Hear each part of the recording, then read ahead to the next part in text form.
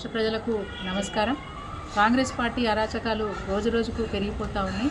మరి BRS party నాయకులను target చేసుకోవడమే కాకుండా గ్రామీణ ప్రాంతాల్లో అటు పట్టణ ప్రాంతాల్లో ఉన్న బీఆర్ఎస్ పార్టీ నాయకుల మీద దాడి చేయడం, జిల్లా పార్టీ కార్యాలయాల మీద దాడి చేయడం, అదేవిధంగా నిన్నటికి నిన్న కూడా మరి ఒక దళిత శాసనసభ్యుడిని మరి అచ్చంపేట నియోజకవర్గ మాజీ శాసనసభ్యుడిని దేవాలయంలోకి వెళ్లకుండా మరి అడ్డుకోవడం అనేది నిజంగా కూడా హేయమైన చర్య.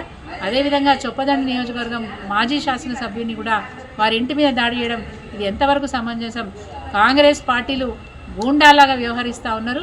వీరి అరాచకాలను అరికట్టడానికి తెలంగాణ ప్రజలు సమాయత్తం కావాలి.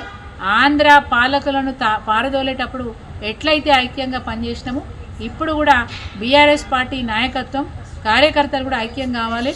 మన పార్టీ నాయకుల మీద దాడి చేసినప్పుడు వాళ్ళకి తగిన గుణపాఠం చెప్పే విధంగా ఎక్కడికక్కడ మరి లీగల్గానే మనం న్యాయబద్ధంగానే పోరాటం చేసి మన వాళ్ళకి న్యాయం జరిగేంత వరకు కూడా ఐకమత్యంగా ఉండాలని చెప్పి మీ అందరినీ మరి కోరుకుంటూ, ఇలాంటి అరాచకాలు ఎక్కడ జరిగినా ఎప్పటికప్పుడు పార్టీ పెద్దలకు చేరవేసి వెంటనే బాధితులకు న్యాయం జరిగే విధంగా కలిసి పోరాటం చేద్దామని తెలియజేస్తూ జై తెలంగాణ, జై కేసీఆర్. Like and subscribe.